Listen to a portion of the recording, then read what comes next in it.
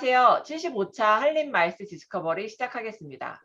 오늘은 여러분들도 많이 아실 거예요. 나서정 크리스앤 파트너스 나서정 대표님을 모시고, 나서정 대표님이 사실 국내 PCO들 중에 조금 다른 형태로 일을 하신다라는 이야기들을 많이 하고 계셔갖고, 벤처 투자에 대해서 여쭤보려고 나서정 대표를 모셨습니다. 나 대표님 통해 갖고 저도 지금 잠깐 말씀을 드렸었지만, 저도 사실 벤처 기업에 대한 정의도 사실 잘 모르겠고, 벤처 투자라는 거 어떻게 하는지도 잘 모르겠고, 이런 거 마이스에서도 할 수 있는 건지도 모르겠고, 아주 기초적인 것부터 한번 이야기를 들어보고, 또 저희가 궁금한 것들 질문을 드려보도록 하겠습니다. 우선 대표님 인사 먼저 해주세요. 네, 초대해 주셔서 감사합니다. 크리스앤 파트너스 나서정이라고 합니다. 네, 감사합니다. 그냥 제가 이제 이야기 들어보면 대표님 직접 VC 역할도 하신다는 것 같아요. 근데 이런 벤처 기업이 네. 그러니까 저는 사실 오늘 대표님 만나기 전에 네. 벤처 기업이 뭐지? 라고 벤처 기업 찾아봤어요. 네. 벤처 기업에 대해서 네이버에 들어가 찾아봤더니 벤처 기업 우선 중소기업으로 등록이 되어 있어야 되는 게 거의 다 기본 조건처럼 정리가 되어 있는 것 같더라고요. 그게 사실 이거에 대해서 어떤 모든 이해관계자들이 모여가지고 용어에 대한 좀 합의가 있어야 되는데 사실 그렇지 못하고 있는 것 같은데요. 흔히 이제 잘 아시다시피 벤처기업이라고 하면 스타트업이라고도 표현하기도 하고, 또 어떤 이제 기술 기반이나 혹은 새로운 어떤 사업적인 이제 아이템을 가지고 하는 그런 신생회사를 이제 벤처기업이라고도 하는데, 네, 국내는 조금 특이하게도 이제 국가가 정한 벤처기업이라는 법률적 정의가 있어요. 그래서 특별한 자격 요건이라든지 하여튼 정의 안에 충족이 되어야지만 이제 벤처기업이라는 이제 인증을 하는 인증제도라는 게 있어가지고 그렇게 조금 혼재돼서 사용되는데, 글로벌한 트렌드로는 그냥 이제 스타트업들 혹은 기술 기반 혹은 특정한 어떤 특별한 아이템을 가지고 있는 그런 뉴 비즈니스를 통칭해서 벤처라고 많이 일컬고 있는 것 같습니다. 네. 근데 이제 저희가 국내 이제 벤처 관련돼서 자금 지원해주고 네. 그런 지원제도 이런 것들이 다양하게 있는데, 만약에 그런 걸 우리가 지원받고 싶다라고 하면 국내 아까 지금 우리 국내에서 정의하는 그 벤처 기업에 들어가야 되는 건 거죠? 그것도 두 가지인데요. 이제 많은 회사들이 벤처 기업이라는 걸 인증받으려고 노력을 하는 이유 중에 하나는 투자 유치의 용이성이 급격히 이제 증가를 하거든요. 예를 들어서 일반 개인 이제 엔젤 투자자든 혹은 기관이든 이제 벤처로 인증된 스타트업에 투자를 하면 이제 이렇게 세금에 대한 조세적인 부분에서의 엄청난 이제 이득이 있어요. 네, 세금 감면이 있어서 그래서 그런 부분 때문에 그러니까 개인으로서는 벤처 기업으로서는 이제 투자가 굉장히 용이해지니까 그런 것도 많이 하고, 또 회사 차원에서는 벤처 기업으로 인증되면서 요즘 어떻게 되는지 모르겠는데 예전에는 5년 동안은 법인세가 50% 감면된다든지 이런 이제 인증된 회사들한테 주는 여러 가지 혜택 때문에 많이 그러고 있는데, 또 그에 반면 이제 그런 어떤 인증제도에 대한 좀 식상함이나 혹은 이제 불합리성을 느끼고 그냥 그런 쪽 이제 필드가 아닌 이제 완전 프라이빗 영역에서 투자 유치를 하고 또 본인이 비즈니스 하겠다라고 해서 그런 정부에서 운영하는 벤처 기업 인증과 상관없이 그냥 독자적인 이제 노선을 걷고 있는 스타트업들도 굉장히 많죠. 네. 그러면 그 스타트업이라는 것도 또 사실 누구나 다 창업하면 다 스타트업일 수 있잖아요. 그렇죠. 스타트업은 오히려 벤처 기업보다는 좀 더 광의적인 의미라고 좀 보이는데요. 그러니까 스타트업 안에 벤처 기업이 이제 요건이 충족되느냐 안 되느냐에 따라서 이렇게 좀 포함되어 있는 이런 개념이라고 좀 보이기도 하고요. 스타트업은 말씀하신 대로 그냥 신규 회사면 다 스타트업이라 할 수 있죠. 네. 그렇죠. 그럼 우리 PCO나 PEO도 신규로 누군가가 지금 회사를 차리면 스타트업인 거고, 그렇죠. 그다음에 벤처 기업인지 아닌지는 아직은 정확하게 판단할 수는 없지만 그 사람들이 뭔가 투자를 받게 된다라고 하면 그들도 다 벤처 기업에 들어갈 수 있는. 네. 스타트업이라고 한다는 거는 예를 들어 이런 거죠. 그냥 이제 이건 태생과 함께 그냥 자연스럽게 따라오는 일종의 이제 스타트업은 오히려 이제 생애 주기별 기간에 가깝거든요. 그래서 법인 설립부터 한 7년 이내 기업들을 보통 스타트업이라고 하기 때문에 그래서 모든 회사는 스타트업이냐 아니냐라는 뭐 그게 오히려 질문이 맞는 것 같고 그중에 이제 벤처 기업이 되냐 안 되냐는 이건 선택의 이슈인 것 같아요. 네. 그 예를 그러면 들어 네, 네. 크리스천 파트너스도 이제 벤처 기업이었다가 지금은 벤처 기업이 아니거든요. 뭐 벤처 기업에 큰 메리트가 없기 때문에. 예. 왜요? 그걸 유지하는데도 생각보다 품이 많이 들어요. 하고 또 이것저것 계속해서 이제 그 요건에 충족하기 위해서 계속해서 유지해야 되는 여러 가지도 있고 해서 그런 저희는 차라리 그럴 바에는 이제 프라이빗 섹터에서 차라리 이렇게 플레이하는 게 투자를 낫겠다라고 받겠다. 생각돼서 네. 그러니까 공인된 어디 등록된 벤처 기업이 아니라 네, 그냥 민간 따로 별도의 투자를 받는 그런 시장에서 우리는 움직이겠다. 네. 그럼 국내 PCO나 PEO 중에도 그런 데들이 있나요? 사실 거의 못 들어본 것 같기는 하고요. 그렇죠. 네. 네. 뭐 국내 예를 들어 PCO 중에서도 최근에 설립한 회사들은 스타트업이라고 얘기를 할 수 있지만 그들 중에 이제 여러 회사가 벤처기업 인증까지 받았는 거는 저는 알고 있어요. 예를 들어 대부분 회사들이 그 어떤 PCO든 PEO든 기업 부설 연구소가 있으면 벤처기업일 가능성이 99.9%예요.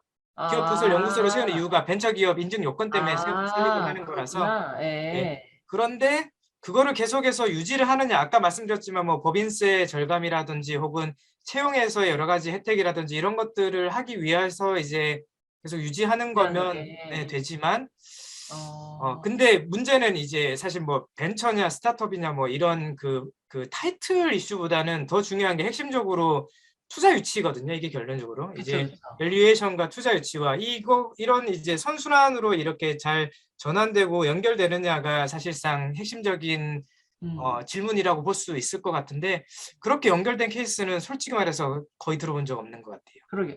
그러면 이거 뭐 다른 남의 회사여갖고 조금 조심스럽긴 한데 갑자기 떠오르는 이벤터스 이런 데들은 벤처기업일 것 같은 생각이 드는데 그런 데들은 투자를 받고 있을까요? 그렇죠. 제가 듣기로는 투자 유치가 지금 뭐 시리즈 A를 넘어섰는지 잘 모르겠는데요. 하여튼 꽤나 활발하게 이제 그 투자 씬에서 플레이하고 있다라고 얘기를 들었고 그래서 뭐 아까 말씀하신 대로 돌아가면 사실 이벤터스가 PCO나 PEO는 또 아니잖아요. 그렇죠, 그렇죠. 네, 거기는 이제 이벤트 업계에서의 그 플랫폼을 제공하는 이제 테크 컴퍼니라고 봐야 되는 거죠. 네.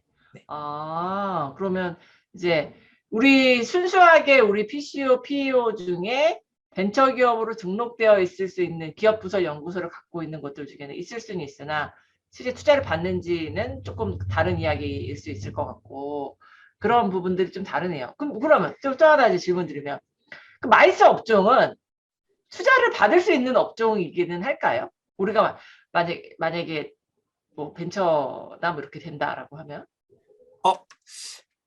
제가 그저께도 황 교수님 뵈면서도 말씀을 잠깐 드렸었는데 사실 많은 분들이 잘 모르고 계신데 이 지난 2년 동안 코로나가 이제 전 세계적으로 이렇게 굉장한 임팩트를 주면서 많은 테크 기업들이 기하급수적인 어떠한 이제 그냥 단순히 산술급수적인 이런 성장 그래프가 아니라 이 기하급수적인 그래프를 그리고 있는 테크 기업들이 많이 이렇게 나타났는데 사실 그 중에 최고 좋은 퍼포먼스를 내고 있는 회사가 사실상 마이스 업종의 회사예요.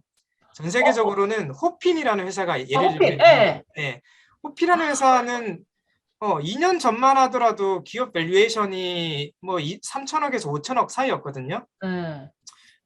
그러다가 올해 초에 이제 유니콘을 건너뛰고 바로 이제 2조, 2 빌리언 이제 밸류에이션이 됐다라고 얘기를 들었는데 올 여름에 또 얘기를 들었더니 이제 8조가 넘어갔다 하더라고요.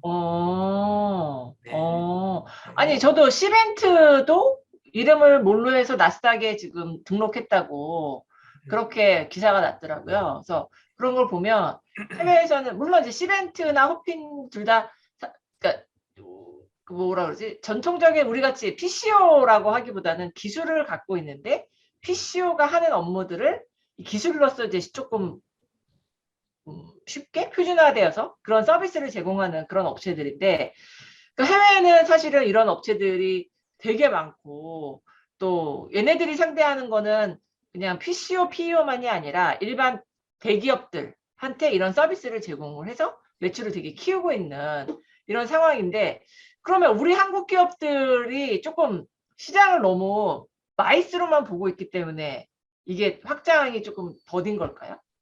너무 어려운 질문이니까. 제가 봤을 때는 이거는 좀 문화적인 차이도 좀 있고요. 그다음에 저희 나라 마이스의 그 태생 자체가 사실상 서비스로 출발을 해서 제가 봤을 때는 그런 인식 전환이 시간이 상당히 걸릴 거라고 저는 생각을 했는데 그래도 감사하게도 이제 코로나가 준 여러 가지 물론 뭐 사회적 반작용도 많지만 이제 긍정적인 작용으로는 그런 회사들이 생겨나기 시작했다. 뭐 아까 말씀하신 뭐 이벤터스부터 해서 뭐 페스타라든지 이런 여러 회사들이 이게 생겨나는 걸 보고 이제 좀 본격적으로 그런 마이스 기반의 마이스 산업에서의 그런 기술 테크 회사들이 본격적으로 좀 대두되는 시즌이 이제 도래하지 않았나라는 생각을 했던 것 같아요. 네. 그러면 크리스앤 파트너스는 향후에 어떤 방향으로 이제 그 회사 운영이나 이런 부분들에 대해서 혹시 생각하시고 계시는 게 있으실까요? 이게 갈림길에 지금 있으실 것 같기도 하고. 네.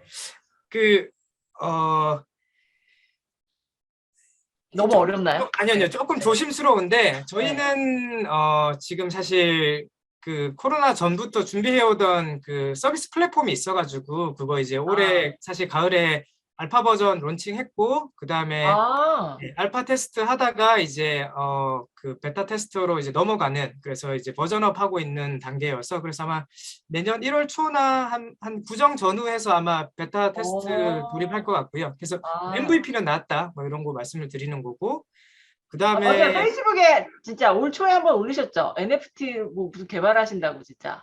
그건 다른 겁니다. 그거는 뭐 그건 또 다른 거예요? 네, 몇 개를 하고 계시는 거예요, 도대체? 그건 제가 이제 서브로 하고 있는 여러 이제 네네. 그러시구나. 네네. 하여튼 그렇고 그러니까 이제 이런 것도 이제 단적인 예인 거죠. 예를 들어서 다시 얘기가 돌지만 이제 뭐 최근 몇 년간 이 모든 테크 기업에서 가장 큰 화두가 되고 있는 여러 가지 키워드들, 뭐 예를 들어 인공지능이라든지, 뭐 블록체인이라든지, 뭐 이제는 그 모든 거를 통합하는 뭐 웹 3.0이라든지, 뭐 이런 관통하는 어떤 기술적 트렌드가 있는데 전 세계로 휩쓸고 가는 트렌드가 있는데 그런 트렌드는 마이스는 전혀 영향을 받고 있지 않잖아요. 그렇죠. 그래서 왜 그런 이 블록체인, 이 마이스업에서는 이제 인공지능 같은 걸 도입하지 않을까? 왜 마이스업에서는 이런 블록체인 같은 것들을 도입하지 않을까? 예. 근데 그쪽 씬에 있는 사람들한테 물어보면 사실 상대적으로 마이스라는 게 굉장히 폐쇄적이고 또 약간의 배타성도 가지면서 또 외부인이 이렇게 진입하기에는 굉장히 진입 장벽이 높은 산업적 이해가 굉장히 까다로운 그런 산업이어서 또 마켓이 또 충분히 그렇다고 크지도 않고 이래가지고 조금 소외된 경향이 있었던 것 같긴 한데 하여튼 저희 회사는 이제 그런 것들을 어떻게 다 잘 활용할 수 있을까 이런 것들을 요즘 고민 많이 하면서 그러면 그 우리 뭐 관광사에 관광 벤처 투자 뭐 이런 데 문체부에 이렇게 보면 관광 여행 기업에 대한 벤처 투자 이런 것들은 있는 것 같은데 마이스 업종하고 마이스가 이들보다도 더 폐쇄적이고 이렇기 때문에 더 어려운 건가요? 그렇죠. 말씀하신 게 정확한데요. 사실상 관광 벤처는 글로벌 씬에서도 굉장히 각광받는 업종이에요. 그러니까 해외 VC들이나 혹은 프라이빗 에퀴티 쪽, 그러니까 사모펀드 쪽에서 봤을 때 관광 벤처는 굉장히 선호되는 업종이거든요. 이렇게 단적으로 예를 들면 하스피탈리티라고 엮을 수 있는데요. 우버도 그런 차원에서 보면 모빌리티 중에 하스피탈리티요. 그리고 에어비앤비 이런 회사들이 보면 다 관광 벤처거든요. 뭐 그다음 호텔스닷컴, 뭐 칩티켓닷컴 뭐 이런 데들부터 시작해서 하여튼 야놀자 뭐 진짜 한국에는 그렇죠. 야놀자부터 시작해서 근데 왜냐하면 그들은 컨텐츠가 첫 번째 이제 결정적인 차이는 컨텐츠가 있고 또 하나는 이제 B2C 비즈니스이기 때문에 가능을 해요. 근데 저희 마이스는 이제 거의 대부분 B2B 비즈니스나 B2G 비즈니스라서 상대적으로 어려움이 있는 것 같고요. 그러면 B2C 비즈니스라는 게 어떻게 생각하면 시장의 규모도 훨씬 크게 물론 B2B도 클 수 있지만 B2C가 조금 더 쉬울 수도 있고 훨씬 더 크고 그렇다라고 하면 투자자 입장에서는 돈을 더 빨리 회수할 수 있는 그런 시장을 아무래도 더 선호할 수밖에 없겠네요. 네, 투자자 관점에서는 뭐 VC든 뭐 엔젤 투자자든 뭐 혹은 사모펀드든 혹은 정부든 이제 가장 중요한 건 결국 엑시트 플랜인 것 같은데요. 그런 엑시트의 관점에서 봤을 때는 이게 얼마나 이렇게 이제 폭발적인 성장을 할 것인가. 그 다음에 뭐 엑시트란 건 크게 두 가지인데 또 더 큰 밸류에이션으로 이제 누군가가 내 지분을 인수를 해주던가, 혹은 이제 그 기업이 투자한 그 기업이 상장을 하던가, 아니면 뭐 인수랑 같은 거지만 이제 뭐 어디랑 인수 합병이 되던가 뭐 이렇게 되는 거 봤을 때, 그런 거에 봤을 때 B2B보다는 B2C 회사가 가지는 잠재적인 밸류에이션이 현저히 크다고 볼 수 있죠. 그러면 그 아까 지금 인수 이야기 해주시긴 하셨는데, 지금 우리 해외에서도 이야기하면 해외 마이스 산업은 M&A가 다야라고 해외에서 이제 뭐 이런 뭐 리서치 하시는 분들이나 이런 분들 다 그렇게 얘기하시거든요. 뭐 너네가 생각하기에 마이스 산업의 규모 이런 게 커지고 작아지고, 그거를 사실 들어가서 숫자를 보면 사실 인수 M&A 했던 걸로만 인해서 어떤 데가 1등이 되고 뭐 2, 3등이 바뀌고 이런 게 다 인수 M&A로 일어나는 거지, 마이스 산업에 M&A 빼면 아무것도 없어 라고 독일 분이 막 그렇게 얘기하시는 것도 제가 들어봤었는데, 그런 형태로 해외에서는 이 M&A가 엄청 활발한 게 뭐 이런 투자와의 문제도 같이 연결되어 있을 것 같고, 그리고 이제 국내는 사실 M&A라고 얘기할 만한 게 사실 아무것도 없잖아요. 마이스 시장에서는. 이런 것들이 향후에 우리 한국 마이스 시장에도 M&A나 이런 게 가능할 거라고 보세요?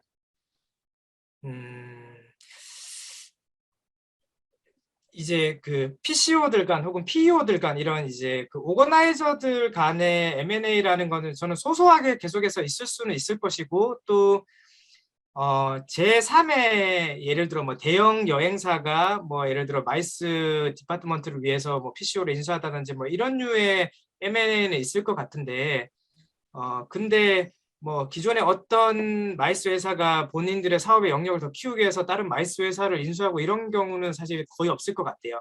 오히려 부티크들 간의 인수합병들은 많이 일어날 수 있을 것 같은데, 사실 실제로 이제 저도 그렇고 제 주변에서도 그런 논의는 지금 엄청나게 활발하게 하고 있기 때문에 그러고 있을 것 같은데, 뭐 중견 사이즈 이상의 PCO들이나 PEO들이 M&A를 선호하지도 않을 것 같기도 하면서, 동시에 제가 봤을 때는 거의 구조상 불가능하다고 보거든요. 왜냐하면 밸류에이션이라는 개념이 어떻게든 어떤 방법으로 하더라도 좀 측정이 안 될 것 같아요.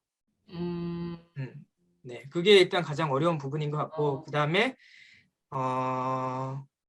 오히려 이제 전시 주최사들 혹은 특정 전시 그 자체, 그러니까 그 행사 자체에 대한 소위 말해 이제 뭐 인수합병 같은 것들은 더 활발하게 앞으로 이루어지지 않을까, 이런 생각들 하고요. 네.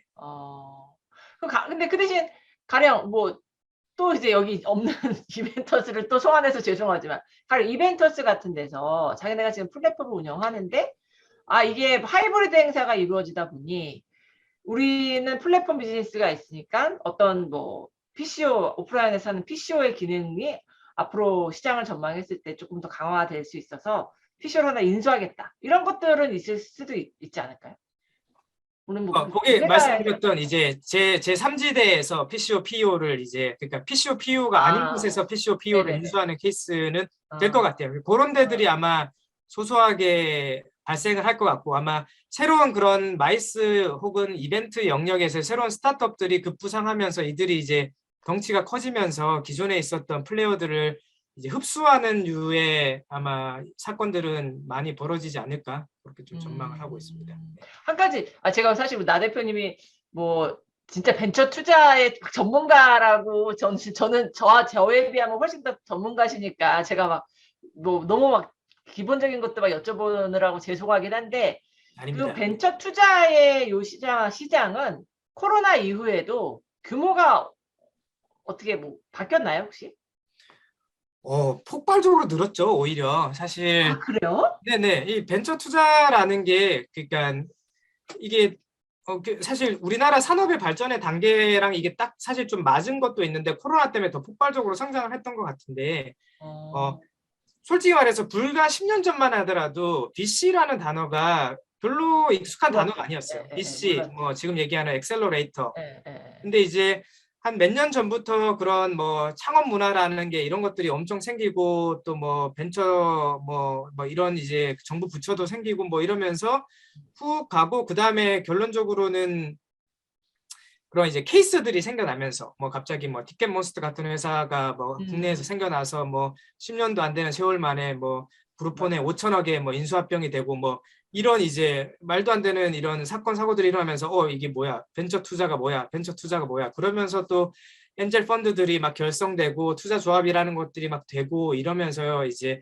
제 생각엔 그 밀레니얼 세대들이 본격적인 그 프라임 인컨 시즌에 들어오면서 이들의 대체 투자 수단으로 이게 맞물리면서 아마 국내 벤처 투자가 굉장히 활성화된 것 같아요. 네. 그리고 해외에서도 이제 저희 나라 스타트업에 대해서 관심을 갖기 시작하면서 사실 이제 이게 확 폭발적으로 커졌죠. 그래서 국내 뭐 소프트뱅크 뭐 이렇게 벤처 투자 같은 데들이라든지 혹은 알토스 혹은 오백스타럽 뭐 이런 데들이 막 이제 진입하기 시작하면서 국내에서도 그런 류의 이제 그런 투자 대규모 투자 같은 것들이 많이 이루어지고 그러고 있는 것 같아요. 근데 지금 그냥 뭐 뉴스나 그냥 제 상식 수준에서는 대부분 벤처 투자는 IT 기업 위주로 이루어지고 있어서, 그러니까 저희 IT가 아닌 다른 업종에서도 투자를 받는 경우들이 있는지, 그런 게 이런 지금 코로나 상황 속에서는 또 혹시 또 그런 건 혹시 침체된 건 아닌지, 그것도 혹시. 이 뭐 벤처 투자라든지 혹은 인수라든지 M&A라든지 이런 거는 사실 모든 산업에서 활발하게 이루어지고 있거든요. 뭐 예를 들어서 지금은 잘 모르겠습니다만 하여튼 3, 4년 전에 이제 한창 우리나라를 휩쓸었던 그 새로운 그 카페테리아 문화 중에 공차라는 게 있잖아요. 네네네. 이게 이제 몇백억의 어떤 회사에 인수되고 이런 게 있었어요. 그런 거 보면 사실 여기는 이제 음료 산업이잖아요. 카페테리아 그쪽 그쵸. 시장인데 네. 혹은 뭐 기술 기업이 아님에도 불구하고 물류 회사라든지 뭐 의류 제조 회사라든지 뭐 유통 회사라든지 이런 데들이 이제 많이 됐는데 그런 데들이 또 한 번 폭발적으로 이제 뭔가 밸류에이션이 이렇게 완전 막 이렇게 소위 말해 폭발했다라고 이런 게 이제 테크랑 접목이 되면서 빵 터지기 시작을 했던 것 같거든요. 근데 이제 말씀드렸지만 그런 데들은 소위 말해 밸류에이션이라는 게 측정이 가능해요. 왜냐하면 뭐 매장수, 매출수, 고객수 뭐 이런 게 그 산업에서 혹은 그 비즈니스에서 본인들이 가치를 측정할 수 있는 어떠한 유무형의 자산이라는 개념이 있는데 PCO, PEO들은 정말 아쉽게도 그게 없어요. PCO, PEO들은 왜냐하면 PCO, PEO가 프로바이딩하는 모든 서비스는 대행이기 때문에 예를 들어 저희가 무슨 어떤 이제 기관의 행사를 대행해서 뭐 5,000명의 뭐 참가자가 참석했다 하더라도 그 DB가 저희 게 아니잖아요. 그쵸. 그 행사에 귀속되고 그 클라이언트한테 귀속되는 DB지. 예를 들어서 저희한테 귀속되는 DB면 사실 그래서 제가 오히려 주최자가 더 가능성이 있다라고 말씀을 드리는 거거든요. 이벤트 비즈니스가 가지고 있는 사실 이 잠재성이 엄청 큰데 뭐 예를 들어서 저 말이 길어집니다만 그 손정희 같은 분이 이제 그분이 뭐 몇 수십 년 전에 본격적으로 비즈니스를 뛰어들 때 본인이 시드가 생기고 나서 인수했던 회사가 두 개가 있는데 하나가 출판사고 하나가 이벤트 회사거든요. 그래요? 네. 이 그 이벤트 회사를 통해서 그 DB를 확보하고 그 DB를 다시 가공해서 이제 비즈니스의 연결성과 또 이런 그 세일즈의 어떠한 창구로 쓰겠다라는 이러한 이제 플랜이 있으셨는데, 그러니까 주최자들은 말이 되는 거예요. 그러네요. DB가 있으니까. 아니 제가 이거 좀 다른 이야기지만 지금 뭐 프로젝트 하느라고 설문조사를 해야 돼서 설문의 대상이 특정 지역에 있는 사람한테만 해야 되는 거예요. 그래서 이걸 어떻게 할까? 이제 물론 조사 업체 통해 갖고 돈 주고 물론 다 하는데 리멤버가 생각이 나갖고 리멤버한테 얘기를 들어봤더니 리멤버가 명함만 모았다가 그 DB가 완전 자산이 돼갖고 이제는 조사업을 하고 있더라고요. 근데 이 저희가 이제 한 몇 군데 조사 업체하고 리멤버에다가 견적을 요청을 했어요. 그랬더니 리멤버에서 얘기하더라고요. 니네가 그런 거 몇 군데 뿌려갖고 자기네 회사로 그 견적 요청서를 받은 회사들이 자기네 회사로 연락이 온다는 거예요. 이 특정 지역에 있는 요 사람들한테 설문을 받을 수 있는 능력은 지금 리멤버가 국내 최강이라는 거예요. 계속 명함이 업데이트 되다 보니까. 그러니까 그런 형태로 이제 DB라는 게 그만큼 중요한데, 우리는 이제 DB가 우리 소유가 아니라 다른, 만약에 저희가 이제 플랫폼 같은 게 만들어지게 되면, 그럼 거기서 DB를 좀 그러니까 살아있는 DB, 라이브한 그런 계속 업데이트되고 이런 DB가 만들어지면, 어떻게 생각하면 나중에는 조금, 그러니까 PCO는 여전히 조금 불가능할 것 같은데, 대행으로 계속 가기 때문에 자기 전시회를 갖고 있는 민간 PEO 같은 경우에는 이제 플랫폼을 같이 이용하게 되면은 투자를 받을 수 있는 여지도 훨씬 더 올라갈 가능성이 있겠네요. 그렇죠. 예, 거기서 조금 더 테크적인 부분, 그러니까 DB만 쌓는다고 해서 이게 그게 아니잖아요. 구슬이 두 마리에 꿰어야 보배인데, 그래서 일단 첫 번째 DB는 무조건 이제 이 무소불위한 이 영역이고요. 그러니까 뭐 저희끼리는 그냥 DB가 깡패다 이런 말 하거든요. 예를 들어 호핑 같은 경우도 얘네들은 플랫폼만 제공해주고 그걸 실제로 운영하고 이용하는 것도 뭐 기관이든 일단 프라이빗 섹터에서 그냥 개별적으로 하는 건데, 문제는 모든 참가자들이 다 호핀에 싹 다 가입을 하잖아요. 그게 연간 쌓이는 DB가 이게 수천만 개씩 되는 거예요. 그거를 이제 8조로 쳐주는 거거든요. 저희끼리 그냥 쉽게 표현하자면. 그래서 이제 결국 그 DB다. 그럼 자, 좋아. 아까 말씀하신 대로 리멤버 얘네들도 처음에 DB를 막 쟁여놨는데 이걸 가지고 이제 뭘 하지 이러다가 처음에는 HR 사업에 뛰어들었었어요. 네. 근데 이제 HR 사업도 이제 뜨뜻미지근히 하니까 이제 그다음에 이제 조사업으로 가니까 이게 오히려 더 이제 좀 소프트 랜딩 되는구나 라고 이렇게 이제 피보팅을 한 건데, 예, 그렇죠. DB 확보가 일단 제일 중요하고, 그 다음에 그 DB를 어떻게 가공해서, 이건 이제 저희가 뭐 빅데이터라고도 얘기하고 뭐 디지털 그 데이터베이스 마이닝이라고 얘기하지만, 그걸 가공해서 그러면 진짜 고부가가치의 어떤 것들을 만들어낼 것인지, 이걸 진짜 잘하는 회사가 사실 이게 이제 저희 회사가 내년에 과감하게 그 트랜스포메이션하는 큰 영역 중에 하나인데, 영국에 있는 인포마라는 회사예요. 인포마. 네, 인포마는 이제 사실상 이벤트 회사인데 그 비즈니스 인텔리전스라는 명목으로 1년에 뭐 행사를 뭐 100개씩 전 세계에서 100개씩 하고 거기서 나오는 매출 규모가 조 단위잖아요. 여기는 영국 스탁 마켓에도 상장이 돼 있고, 그리고 근데 걔네들 결국 DB가 깡패인 거거든요. 그 DB 전 세계 그 모든 산업에서의 DB를 가지고 이제 밸류에이션 측정을 받는 거니까. 제가 전에 그 리드 손주범 대표님 이야기 들었더니, 리드가 사실은 이제 그 갑자기 생각이 안 나네. 모 회사가 이제 그 출판사부터 시작해갖고 다 갖고 있는 회사잖아요. 리드 같은 경우에 만약에 리드가 뭐 한국에서 어떤 특정 상품에 대한 전시회를 하려고 한다라고 이제 본사에다 이야기를 하면, 리드 본사에서 그와 관련된 자기네가 갖고 있는 전시회 데이터뿐만 아니라 출판사가 그냥 단순히 뭐 소설책 만드는 출판사가 아니라 엄청난 학술 저널지, 그 다음에 걔네가 넥서스라고 하는 전 세계 법률을 갖고 있어갖고 거기서 모아지는 모든 데이터를 다 쫙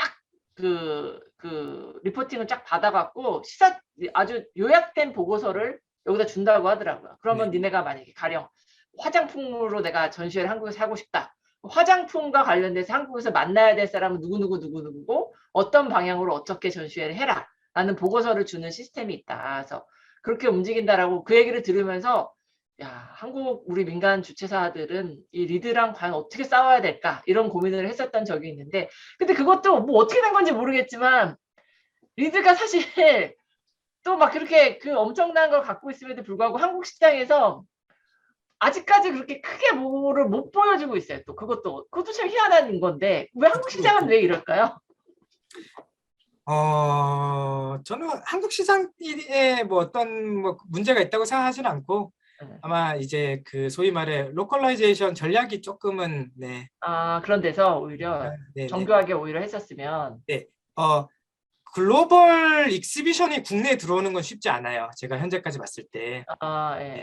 그리고 이제 저도 같이 이렇게 같이 협업하고 있는 많은 해외 글로벌 파트너들은 아시아를 보거나 혹은 중국을 보지 한국을 단독 시장으로 보고 싶은 생각이 1도 없더라고요. 마켓 자체가 통일되지 않으면 답이 없는 나라입니다. 저희 나라는.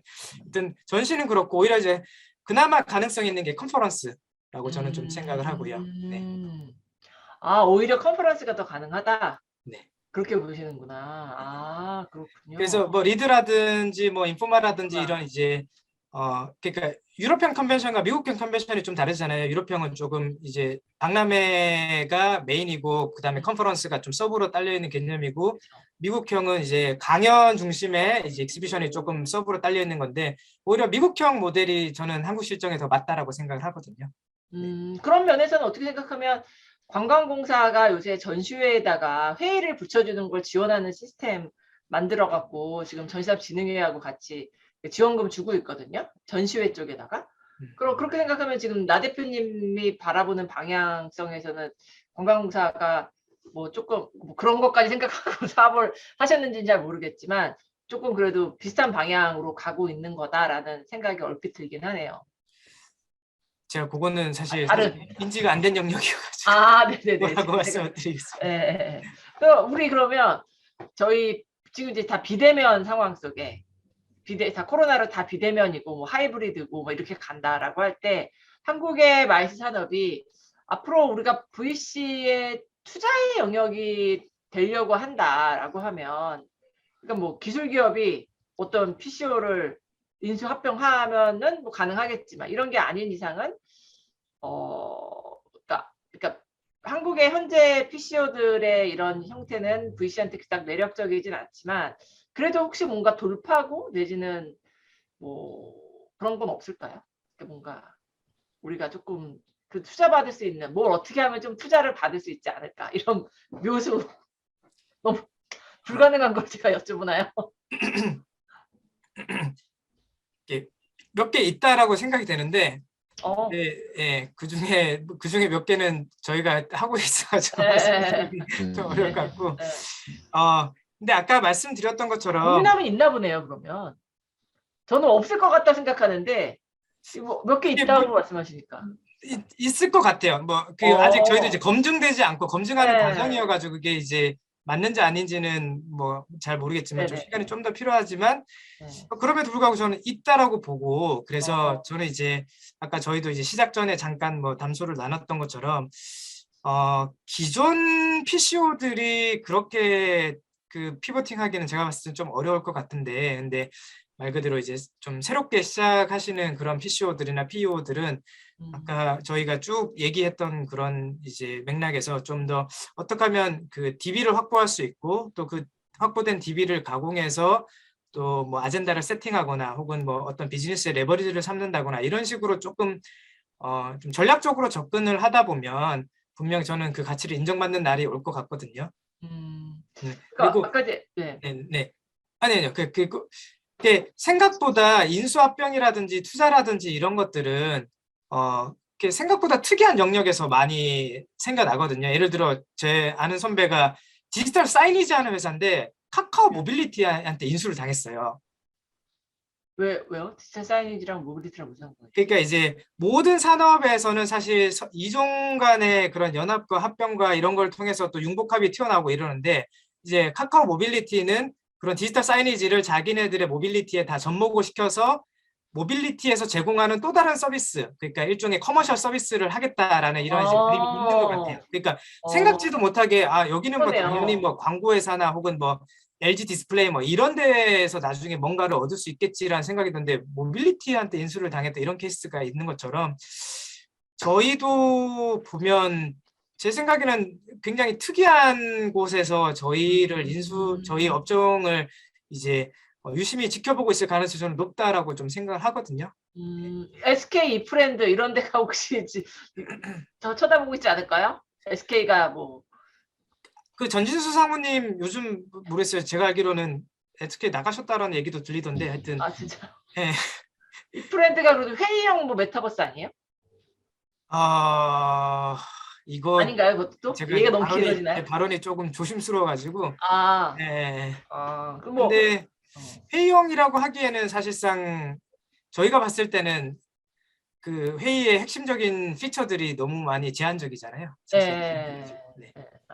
아니 뭐 CJ 같은 데도 생각할 수 있을 것 같고 CJ는 워낙에 엔터테인먼트 이런 거 하고 있으니까 좀 생각할 수 근데 뭐 SM을 CJ가 지금 인수한다는 거죠. 그리고 제가 기사에서 본 것 같은데 그렇게 생각하면 뭐 그런 데들도 있을 수 있겠다라는 생각도 들기도 하고, 우리 마이스 산업이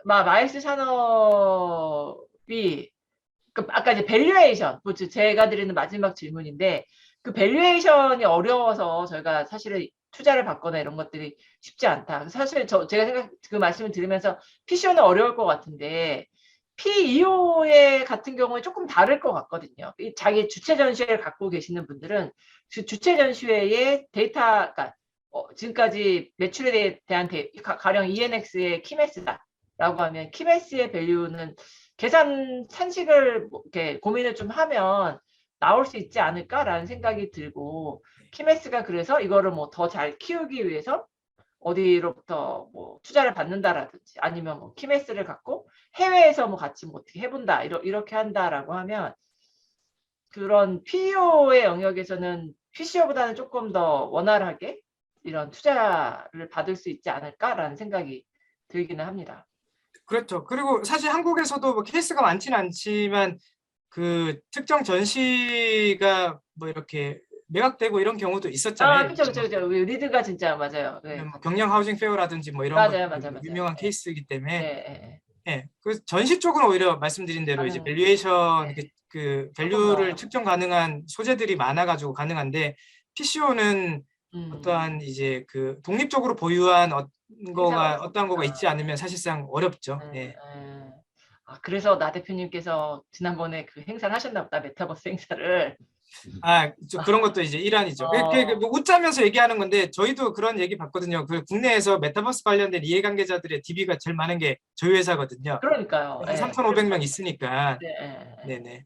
행사도 워낙에 잘하셨고 그러셔갖고. 아니, 참 좋게 봐주셔서 감사합니다. 자, 그러면 황 교수님 혹시 질문 있으세요? 예. 그 얘기 잘 들었고요. 뭐 저도 그 얘기에 공감하는 게 충분히 전시 쪽은 좀 가능할 것 같아. 이제 그러면 이렇게 질문을 해볼 수 있는 거죠. 우리 지금 국내에도 어쨌든 뭐 세계적 전시회는 아니지만은 그래도 상당한 규모의 전시회가 예를 들면 뭐 키메스가 됐든 아니면 뭐 서울 쪽 뭐 신토수가 됐든 간에 전시회가 있는데, 그러면 그런데 그런 기업들이 어떤 뭐 벤처 투자를 받는다든지, 뭐 지금 우리 나 대표님 얘기대로 뭔가 좀 밸류에이션에 대해서 뭔가 좀 이렇게 새롭게 좀 도약을 하려고 한다면 뭐 어떤 게 좀 전제가 돼야 될까요? 그게 지금 데이터 얘기를 주셨는데, 그러니까 이거는 이제 조금 나 대표님은 이제 하여튼 컨벤션이고 전시적으로 조금 다른 영역이니까 좀 쉽게 이해할 수 있을 것 같은데, 컨벤션은 좀 조심하셔야지만은 이쪽 PEO 쪽은 조금. 저는 사실 PEO 쪽은, 그러니까 이제 전시 주최자 쪽은 조금만 노력하면 투자 유치가 그렇죠. 저는 별로 어렵지 않을 것 같아요, 솔직히. 네, 그러니까. 네네. 사실 많아서. 네네. 별로 어렵지 않을 것 같은데, 실제로 그분들이 그리고 뭐 뚜렷하게 투자가 필요하신 영역인지도 잘 모르겠어요. 그러니까 제 이제 얘기가 결국은 그래서 이제 이게 결국은 그 요즘 이제 많이 그 키워드 되고 있는 그 기업가 정신이라는 부분인데, 우리가 자기의 비즈니스나 기업을 키우겠다라는 거죠. 키워 나가야 한다는 그런 뭐가 있어야 될 것 같은데, 예를 들면 키메스 같은 게 참 좋은 전시회예요. 우리나라의 거의 의료기기 좀 독보적인 존재인데, 근데 과연 거기에 계시는 분들이 뭐 우리 친하지만 우리 김정조 대표 포함해서 이분들이 과연 그런 생각을 할까, 이게 이제 저는 퀘스천인 거예요. 아니, 저도 사실 여기서 말씀드리기 조금 그러니까 죄송한 게 아니라 조금 조심스러운데, 뭐 키메스 말씀을 하셔갖고 저도 키메스가 국내 의료기기 전시회 중에 최고라고 생각했어요. 가보면 진짜 어마어마하잖아요. 정말 대단하다. 근데 제가 정말 얼마 전에 쇼킹한 이야기를 들었어요. 이제 우리나라 굴지에 이제 대학병원에 계시는 분이 투자를 주로 하시는 분이세요. 이분은 그 의사 선생님들 대상으로 투자를 받아다 주시는 분인데, 그분이 그 얘기를 저는 이제 키메스가 최고라고 생각을 해갖고 키메스 이야기를 제가 막 했거든요. 근데 그분이 그러면 교수님 키메스 말고 병원 협회에서 하는 하스피탈 전시회인가? 그런 게 있다는 거예요. 그래서 내가 네, 그러냐고. 그게 규모는 작지만 요새 사실 우리 같은 사람들은 키메스 안 간다는 거예요. 그리고 그 하스피탈 전시회인지 뭐 병원 전시회인지 거기를 간다고 그분이 그 얘기를 하시는데, 제가 이분이 그냥 한날 의사라고 하면 뭐 저 사람 저런 생각 갖고 있나 보다 생각하겠는데 그런 분이 아니셨어요. 제가 이제 만난 분이. 근데 이 키메스는 이제는 트렌드를 못 읽는데요. 의료의 트렌드를. 그 키메스에 오는 사람들은 실제 바이어인 의사들은 병원에 있으면 다 병원에 오는 사람들이라는 거예요. 그리고 그 대신에 의료 병원 무슨 전시회인가? 거기는 가서 만나고 싶은 사람들을 실제 거기서 가서 다 만난다는 거예요. 제가 그 이야기를 듣고 사실 한 대 맞은 것 같더라고요. 그리고 이거 내가 생각했던 거랑 이거 완전 다른데? 이런 생각이 들었는데 이런 부분에서 제가 생각하기에 지금 이제 우리가 투자를 또 받아야 되는 이유가 교수님 말씀하신 기업가 정신 이런 것들이 실제로 정말 필요한 게 지금 제일 국내에서 최대 전시회지만 안심할 수 없는 상황이라는 거를 알아야 되는데 그런 부분에서 참 우리가 이게 또 이런 식으로까지 가는구나라는 생각이 불현듯 듭니다. 저도 이거 녹화돼 갖고 다 올라갈 텐데 또 이상한 소리 했다 또 막 이럴까 봐 걱정스럽긴 한데 나 대표님 제가 이 질문 드려보면 저는 어제도 학회 때 그 얘기를 했는데 벤처 투자자가 관심이 없는 업종은 우리 젊은 층들도 관심이 없을 거다. 저는 그렇게 생각을 하거든요. 그렇다면 앞으로 컨벤션 업계는 제가 볼 때는 좀 피보팅이 좀 필요하다. 그죠? 지금 제일 문제가 우리가 지금 채용 공고를 내도 사람들이 그게 안 온다는 얘기하는데 그 얘기 많이 듣거든요. 그게. 그래서 그런 측면에서 그냥 정말 나르스님이 컨벤션 업계에 종사하고 있으니까 어떻게 피보팅을 하면 좋을까요? 한번 그런 근본적인 질문 한번 좀 드려볼까요? 그거 너무 어려운 것 같아요. 사실 그거는 컨설팅 영역인 것 같은데, 근데 말씀하신 대로 저는 그러니까 이제 그 서비스 프로바이더에서 컨텐츠 프로바이더나 플랫폼 프로바이더로 넘어가지 않으면 그 플랫폼이라는 게 굳이 IT적일 필요는 없는 것 같거든요. 그러니까 그치. 이벤트도 플랫폼이잖아요. 네트워킹의 플랫폼이니까 그런 식으로 조금 과감하게 이렇게 그러니까 그게 이제 관심이 없거나 그게 안 되는 그 조금 오래된 회사들 뭐 거기는 그냥 지금처럼 하시는데 잘 이렇게 하시고 새롭게 하시는 분들은 좀 그런 좀 약간 공격적인 관점을 가지면 좀 좋겠다. 방금 교수님 말씀하신 게 정확하거든요. 예를 들어 저희 회사 같은 경우도 국제회의 기획직에 대해서 공고를 내면 지원율이 예전에 비해 5분의 1도 안 되는 것 같아요. 예전에는 막 진짜 엄청 왔었는데 근데 그것도 안 되는데 특정 이벤트에 대한 예를 들어 뭐 메타버스 뭐 메타콘 기획직 혹은 뭐 저희가 내년에 하는 이제 뭐 이 웹3라든지 혹은 뭐 블록체인이라든지 이런 이벤트들에 대한 기획직 하면 확 몇 배 차이가 나요, 이게.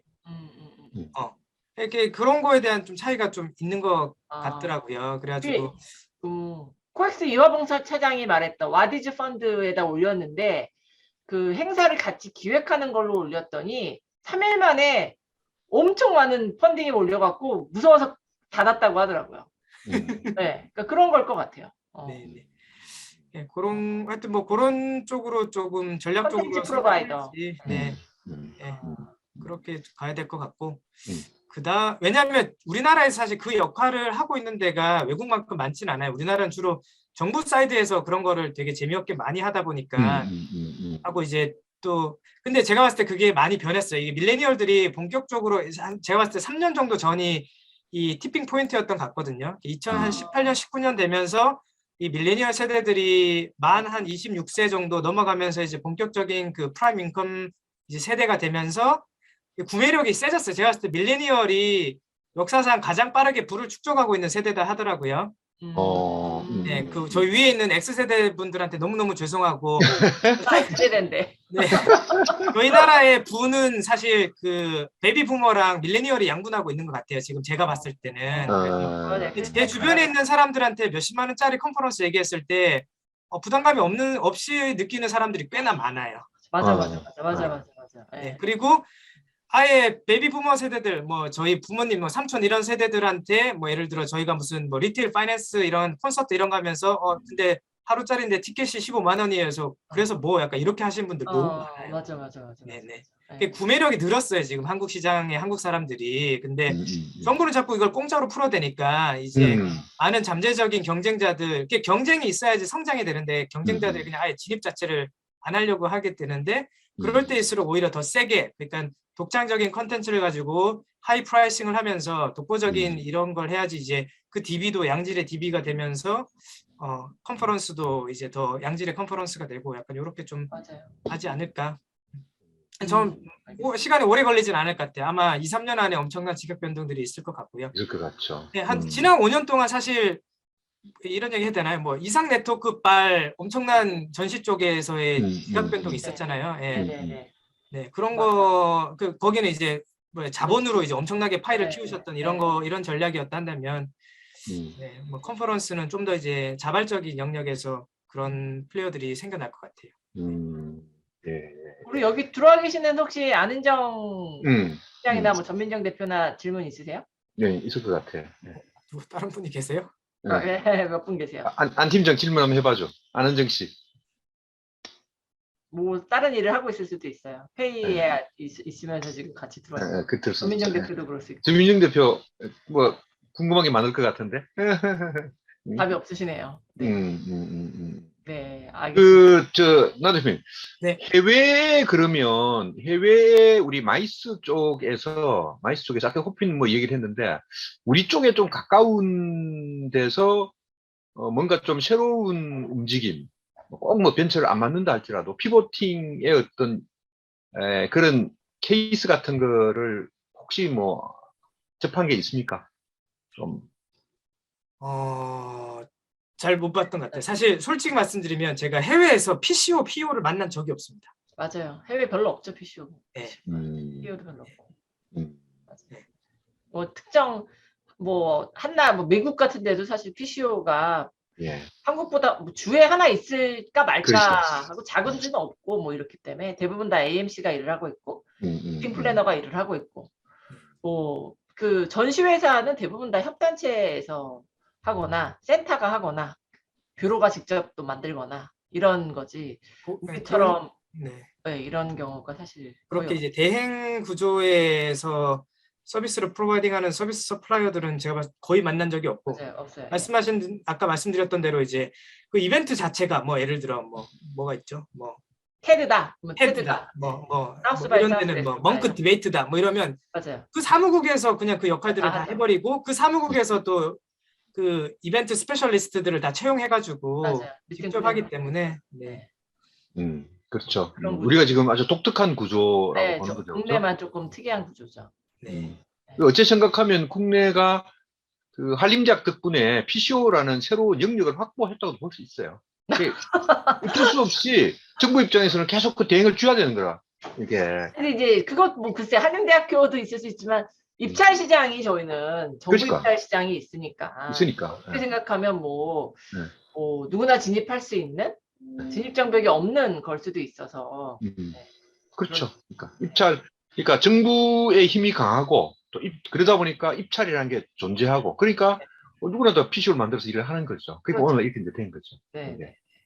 근데 이제 지금은 뭔가 이 방향을 이제 틀어야 된다, 피보팅 해야 된다고 생각하기 때문에 그런 얘기를 해보는. 아까 말씀해주신 컨텐츠 프로바이더들 진짜 PCO들이 고민해야 되는 영역일 것 같아요. 그렇죠. 예, 맞습니다. 그래서 제가 교수님들께 이제 한 가지 부탁을 좀 드리면, 혹시나 뭐 저희보다는 이제 정부 상대로 이제 훨씬 이렇게 뭔가 의견을 내실 수 있는 기회가 많으시니까, 저는 물론 이제 뭐 생존을 위한 그런 여러 가지 지원금도 필요하고 뭐 하지만, 행사 자체에, 그러니까 주최 행사에 과감하게 지원해주는 이런 것들이 저는, 그러니까 PCO를 양성하겠다보다는 행사를 그런 대박 스타 브랜드들을 많이 만들겠다는 전략이 사실상 훨씬 부가가치적인 측면에서나 경제 이제 효과적인 측면에서의 유발성이나 이런 것들이 훨씬 높거든요. 그거는 부산이 지원 제일 많이 해줘요, 제가 보기에. 저는 그 정도 수준 안 될 것 같아요, 진짜. 그 정도 수준 안 되는데 다른 데들은 주최자가 끼어 있고 PCO가 있어야지 조건이 그렇게 되어 있는데. 그렇더라고요. 근데 이제 부산은 PCO가 단독으로 해도 지원해주는. 아마 거의 유일할걸요, 부산만. 다른 데는 주최자가 메인이고, 그리고 PCO가 껴있으면 좋다라는 게 주로 가는데, 부산은 그냥 주최자 필요 없고 내가 행사 만들겠다라고 하면 그거. 그 다음에 얼마 전에 PCO 협회에서 했던 희망 마이스, 그것도 그거였었죠. PCO가 만들어도 되는. 네. 네, 물론 2천만 원 정도밖에 지원을 안 해줬지만 지금 말씀하셨던 이제 주최자가 역량이 있으면 이런 것들을 할 때 크게 지원해줄 수 있는 제도는 필요한 것 같아요. 네. 주최자가 아니라 PCO가. 네.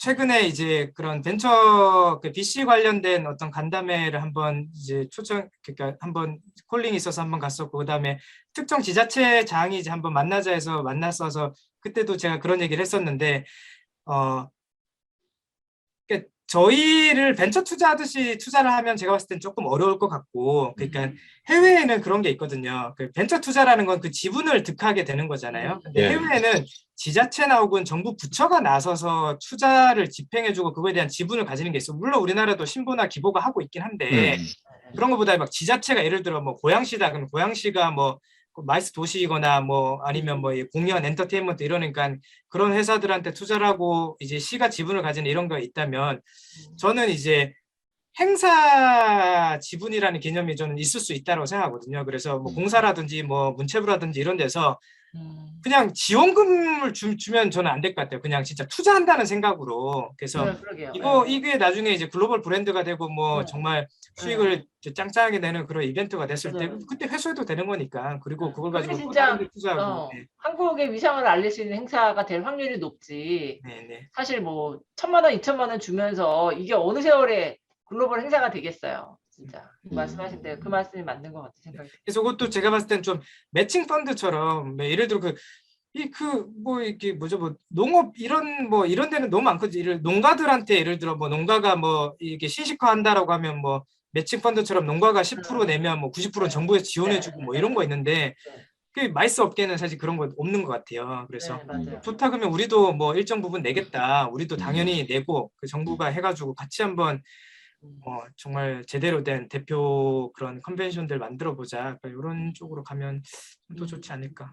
진짜 그거 진짜 건의해 봐야겠네요. 필요한 것 같아요. 네, 원래 관광벤처 펀드가 이제 그런 개념으로 시작을 한 거죠. 그러니까 정부가 시드머니 일부를 내고 VC가 붙고 그렇게 해서 이제 하는 건데, 사실 관광벤처 펀드도 뭐 그 자체는 의미가 있는데 실제로 나는 그렇게 뭐 성공 예를 많이 못 본 것 같아서 조금 그런 면이 좀 취지도 좋고 좋았는데, 그게 또 왜 그럴까 이런 생각 좀 많이 해보고, 그게 참 오늘 보니까 지금 그 코카 있잖아요. 컨텐츠 큰진이 1년의 예산이 7천억이 넘더라고요, 보니까. 그러니까 지금 우리 9개 컨텐츠에다가 이제 쏟아붓는 거잖아요. 그죠? 그러니까 지금 그것 때문에 꼭 그런 건 아니지만은 우리나라에 많은 그 컨텐츠 쪽이 뜨는 이유가, 그러니까 진짜 정부가 그렇게 확실하게 밀어주거든요. 그러니까.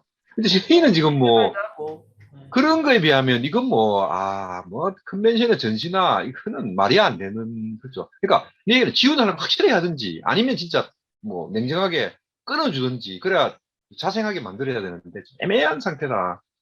그러니까 은발의 오줌 누기식으로 조금씩 이렇게 거지 동양육으로 이렇게 주고 있는 거라요. 그건 좀 아닌 것 같아요. 지원보다는 투자가 저는 맞다. 그러면 투자 맞다. 특히 대한민국과 지리가 지금 선진국인데 아직도 옛날 개도국식의 그런 사고를 하고 있는 거죠. 저는 그렇게 보고 있습니다. 일단, 네, 알겠습니다. 오늘 너무 또 저희 벤처 투자 문외한인데 거기에 대해서 아주 기초부터 찬찬히 알려주셔서 너무 감사드리고요. 지금 마지막에 말씀해 주신 것처럼 저희 마이스 업종에 다양한 지원도 필요하고 피보팅 하려고 하는 우리의 기업가 정신도 필요하고, 정부에서도 단순 지원이 아니라 실제 투자를 해주는 그런 개념으로 좀 바뀔 필요가 있겠다라는 이야기로 오늘의 웨비나를 마치도록 하겠습니다. 나 대표님 시간 감사드립니다. 수고하셨습니다. 수고하셨습니다. 수고하셨습니다.